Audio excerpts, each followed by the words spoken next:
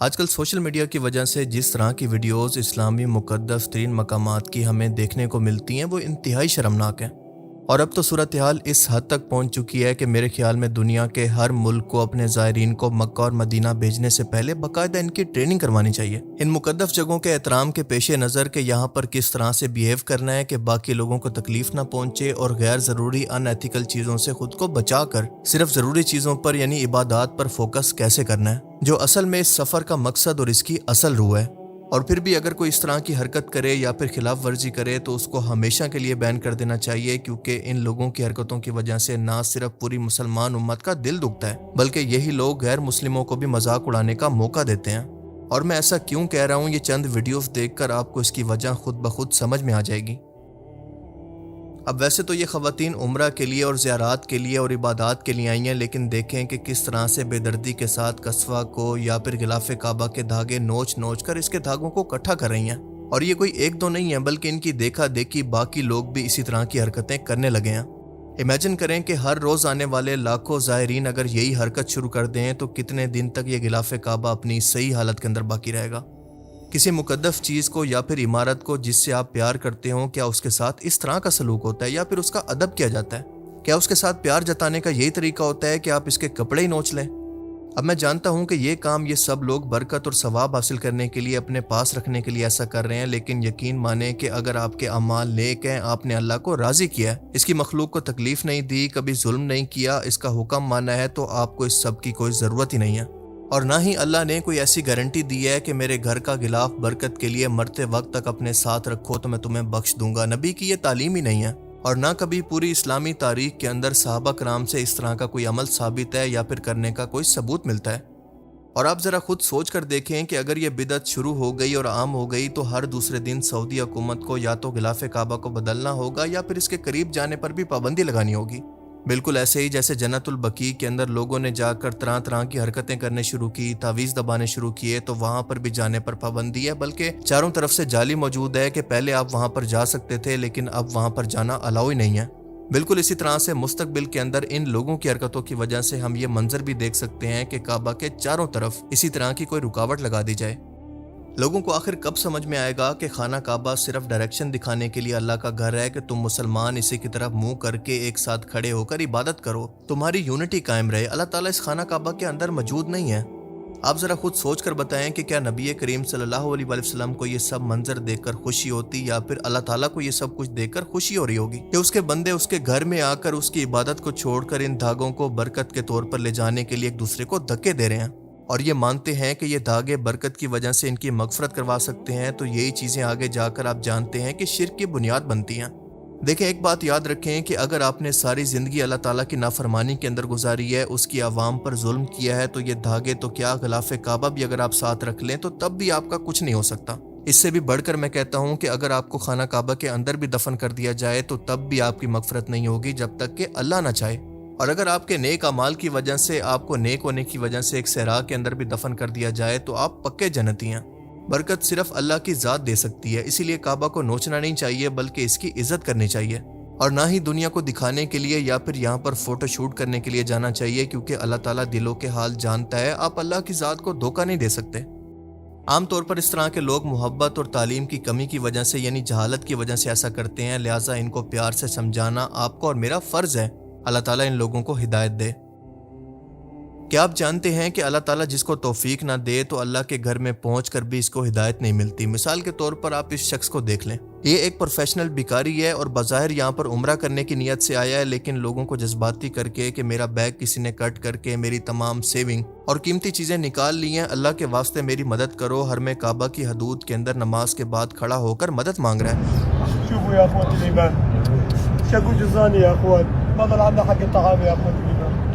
اب ویسے ایک اور نظریے سے دیکھا جائے تو یہ واقعی ضرورت مند بھی ہو سکتا ہے، مطلب کسی کو کیا معلوم کہ واقعی اس کے ساتھ یہ ہوا بھی ہے کہ نہیں، لیکن اس ویڈیو کے کمنٹس کے اندر ایک بندے نے اس کو دیکھ کر تصدیق کی ہے کہ میں نے بھی اس بندے کو کسی اور ٹائم پر اسی طرح سے جذباتی ہو کر مانگتے ہوئے دیکھا تھا، اور آج میں دوبارہ سے اسی شخص کی اسی طرح سے دوبارہ مانگتے ہوئے ویڈیو سوشل میڈیا پر دیکھ رہا ہوں، جس کا صاف مطلب یہ ہے کہ یہ کوئی ضرورت مند نہیں ہے بلکہ پروفیشنل ہے۔ اور ویسے بھی آپ جانتے ہیں کہ آج تو ڈیجیٹل زمانہ ہے، جو شخص عمرہ کی ٹکٹ افورڈ کر سکتا ہے، یہاں پر آنے کا خرچہ افورڈ کر سکتا ہے، کیا وہ اپنے رشتہ داروں کو فون کر کے اتنی رقم نہیں منگوا سکتا کہ باقی ٹائم یہاں پر گزار سکے؟ اور دوسری بات یہ ہے کہ کوئی بھی شخص اپنی تمام جمع پونجی کو ہوٹل میں رکھنے کی بجائے عمرہ کے دوران رکھ کر نہیں گھومتا۔ اور سب سے بڑی بات کہ امیجن کریں کہ اگر اس شخص کے ساتھ واقعی ایسا ہوا بھی ہو تو کوئی بھی شخص اپنی عزت نفس کو مجروح کر کے اس طرح سے مانگنے کی جرات کبھی نہیں کرتا۔ پر ان لوگوں کو کوئی خوف خدا نہیں ہے، کیونکہ ہر جگہ ان کے لیے صرف فائدہ اٹھانے کی یا پھر بزنس کی جگہ ہے۔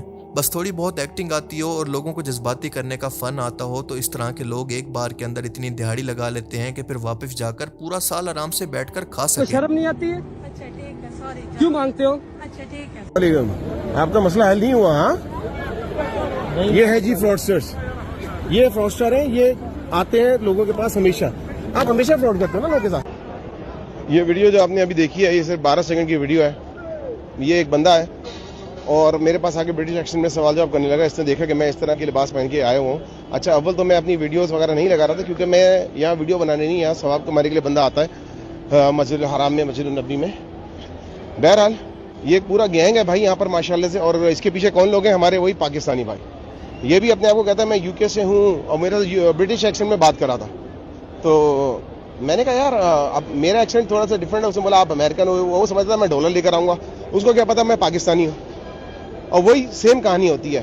میری بیوی ساتھ ہے، بچہ ساتھ ہے، بچے نے کھانا نہیں کھایا اور پورا دن سے بھوکے ہیں ہم لوگ، اور یہ ہے کہ آپ ہمیں جو ہے وہ کچھ مدد کر دیجئے۔ بیوی نے جو ہے وہ سارے سامان، ساری چیزیں، والیٹ، پیسے، کریڈٹ کارڈ، پاسپورٹ، سب چیزیں ہم لوگوں نے رکھی تھی کس میں؟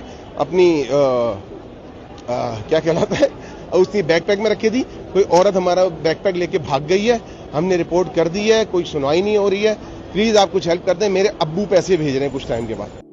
اب ذرا کسی بندے کی حرکت دیکھیں کہ اس نے 2 حاجیوں کو یا پھر زائرین کے عمرے کے لباس کو آپس میں جاتے ہوئے نوٹ کر کے باندھ کر چھوڑ دیا ہے، اور وہ بیچارے دونوں اپنے اپنے احرام کو سنبھالتے رہے۔ اب ذرا ان لوگوں کو دیکھیں کہ سعودی اہلکار صبح و شام ان کی سیکیورٹی کے لیے، حفاظت کے لیے یہاں پر موجود ہیں۔ لاکھوں کا مجمع کعبہ کے اندر جمع ہوتا ہے اور کوئی چھوٹی سی غلطی بھی ایک بہت بڑے حادثے کی وجہ بن سکتی ہے۔ اتنے بڑے مجمع کو کنٹرول کرنا کوئی آسان کام نہیں ہے، اور جب بھی کوئی حادثہ ہوتا ہے تو لوگ سب سے پہلے بنا سوچے سعودی گورنمنٹ کو اس کا ذمہ دار ٹھہراتے ہیں، لیکن دوسری طرف خود اس طرح کی حرکتیں کرتے ہیں۔ مطلب کوئی کسر نہیں چھوڑتے ڈسپلن کو خراب کرنے کے اندر، کہ جہاں پر جگہ ملے وہاں سے پھلانگ کر یا پھر کیڑے کی طرح رینگ کر نکلنے کی کوشش کرتے ہیں۔ مطلب یہ آنٹی بڑھاپے کے اندر بھی سپائڈر مین والی حرکتیں کر رہی ہیں۔ اب آپ خود بتائیں کہ کیا یہ طریقہ ٹھیک ہے؟ اور اس دوران اگر باقی لوگوں کے اندر بھگدڑ مچی، کوئی لائن ٹوٹ گئی یا پھر کوئی گر کر زخمی ہو گیا تو اس کا ذمہ دار کون ہوگا؟ اب اس کا علاج یہ ہے کہ جب بھی اس طرح کے لوگوں کو ایسی حرکت کرتے دیکھیں تو ان کی ویڈیوز بنا کر سوشل میڈیا پر پوسٹ کریں تاکہ شرم کے مارے یہ اس طرح کی حرکتوں سے باز آ جائیں۔ اب ذرا ان لوگوں کو دیکھیں، لگتا ہے کہ ان لوگوں کے شیطان کے ساتھ کوئی پرسنل دشمنی ہے۔ حج کے دوران مینا کے مقام پر شیطان کو کنکر مارنے کے لیے یہ بابا جی تو اپنی خود کی بندوق تک ساتھ لے کے آئے ہیں، اور شیطان کو چیلنج کر کے کہہ رہے ہیں کہ تو تھا جس نے ہم 2 بھائیوں کے درمیان لڑائی کروائی ہے، یہ لے۔